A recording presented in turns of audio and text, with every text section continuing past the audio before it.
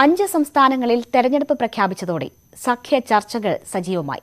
ഉത്തർപ്രദേശിൽ ബിജെപിക്കെതിരെ പോരിനിറങ്ങുന്ന സമാജ്വാദി പാർട്ടി മമതാ ബാനർജിയുടെ തൃണമൂൽ കോൺഗ്രസുമായി സഖ്യ ചർച്ചകൾ തുടരുകയാണ്. കോൺഗ്രസ് വിട്ട അമരീന്ദർ സിംഗിന്റെ പുതിയ പാർട്ടിയുമായി കൈകോർത്താണ് പഞ്ചാബിൽ ബിജെപി കളത്തിലിറങ്ങുന്നത്. മതേതര ശക്തികളെ ഒന്നിപ്പിച്ചു നിർത്തി ബിജെപിക്കെതിരെ പോരാടണമെന്നാണ് സിപിഎം കേന്ദ്ര കമ്മിറ്റിയുടെ തീരുമാനം. 5 സംസ്ഥാനങ്ങളിൽ ഏറ്റവും ശ്രദ്ധേയമായ പോരാട്ടം നടക്കുന്ന ഉത്തർപ്രദേശിൽ ബിജെപിയാണ് മറ്റു പാർട്ടികളുടെ പൊതുശത്രു. എന്നാൽ പ്രതിപക്ഷ പാർട്ടികളെല്ലാം ഭിന്നിച്ചു നിൽക്കുകയാണ് യുപിയിൽ. പ്രിയങ്ക ഗാന്ധിയുടെ നേതൃത്വത്തിൽ പോരിനിറങ്ങുന്ന കോൺഗ്രസ് ആരുമായും സഖ്യത്തിനില്ലെന്ന് നേരത്തെ പ്രഖ്യാപിച്ചിരുന്നു.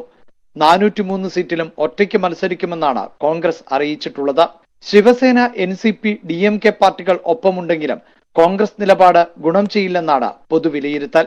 അതേസമയം ശക്തമായി തിരിച്ചുവരവിന് ശ്രമിക്കുന്ന അഖിലേഷ് യാദവ് നേരത്തെ തന്നെ സഖ്യനീക്കങ്ങൾ ആരംഭിച്ചിരുന്നു. തൃണമൂൽ കോൺഗ്രസുമായി സഖ്യചർച്ചകൾ തുടരുകയാണ്.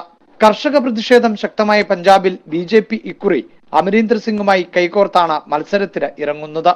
പഞ്ചാബ് ലോക് കോൺഗ്രസുമായുള്ള സീറ്റ് ചർച്ചകളാണ് ഇനി പൂർത്തിയാകേണ്ടത്.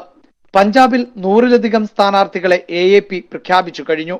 കർഷക നേതാവ് ഗുർനാം സിംഗ് ചദൂനിയുടെ നേതൃത്വത്തിൽ രൂപീകരിച്ച സംയുക്ത സംഘർഷ് പാർട്ടി ഇത്തവണ തെരഞ്ഞെടുപ്പിൽ മത്സരിക്കുന്നുണ്ട്.